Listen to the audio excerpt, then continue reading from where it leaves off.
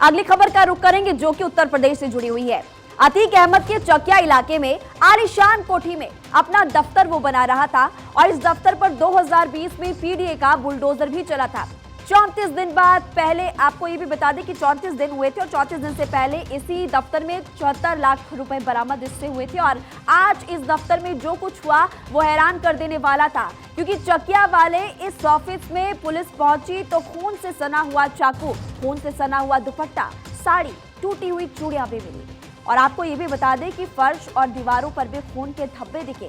Police का कहना है कि एफएसएल जांच करेगी और एफएसएल जांच के बाद ही इस पूरे मामले में आगे कुछ कहा जा सकता है। लेकिन सवाल ये है कि जब 100 मीटर की दूरी पर ही पुलिस की तैनाती की गई थी तो आखिर इस ऑफिस में ऐसा क्या हुआ? क्या इस दफ्तर के अंदर किसी की हत्या की गई?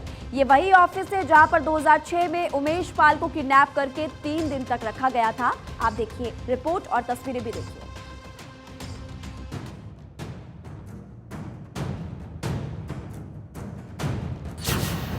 जहां दिखता था अतीक का जुनून, उस कोठी में कहां से आया खून? खून से सना चाकू, सीढ़ियों पर खून की छींटे, फर्स्ट फ्लोर पर मिली साड़ी और दुपट्टा।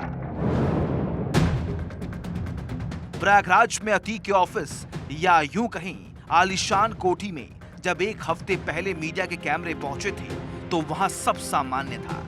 लेकिन एक हफ्ते बाद जब अचानक पुलिस पहुंचती है तो जो तस्वीरें सामने आती हैं वो शॉकिंग होती है।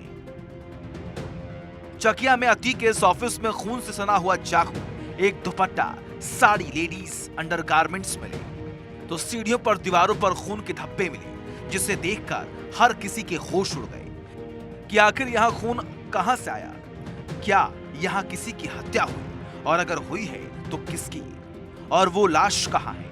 टूटी हुई चूड़ियां, दुपट्टे और साड़ी मिलने से आशंका जाहिर की जा रही है कि शायद किसी महिला की हत्या हुई हो। लेकिन पुलिस का कहना है कि एफएसएल जांच के बाद ही कुछ कहा जा सकता है।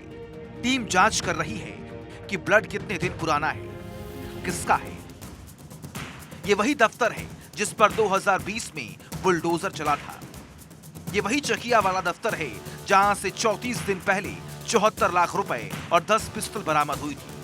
ये वही चकिया वाला दफ्तर है जहां 2006 में उमेश पाल का अपहरण करके लाया गया था। टॉर्चर रूम में उमेश को इलेक्ट्रिक शॉक दिए गए थे। और ये वही चकिया वाला दफ्तर है जहां अतीक मुजरा देखता था। इसी चकिया वाले दफ्तर में अवैध मजार है जहां उमेश की मर्डर के बाद शाइस्ता और बाकी शूटर्स ने चादर पोशी की थी। अतीक अहमद के इस दफ्तर का अगला हिस्सा 2 बार गिराया जा चुका है। एक बार बसपा सरकार में 2006 में और दूसरी बार भाजपा सरकार में 2020 में। पीडीए ने 21 सितंबर 2020 को दफ्तर को गिरा दिया था। हालांकि पीछे का हिस्सा छोड़ दिया गया था।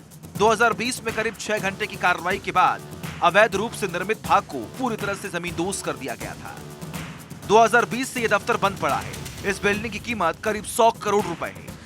दुश्मनों के लिए टॉर्चर रूम, मनोरंजन के लिए रंग महल बना था। 2006 में उमेश पाल को यहां 3 दिनों तक रखा गया था। कमरे से महिलाओं के कपड़े मिले। अब पुलिस खून के छींटों और लेडीज कपड़ों की जांच एफएसएल करेगी। लेकिन सवाल यह है कि जहां से 74 लाख रुपए बरामद हुए हों, जहां से 10 हथियार मिले हों, उसकी सुरक्षा में पुलिस तैनात क्यों नहीं थी?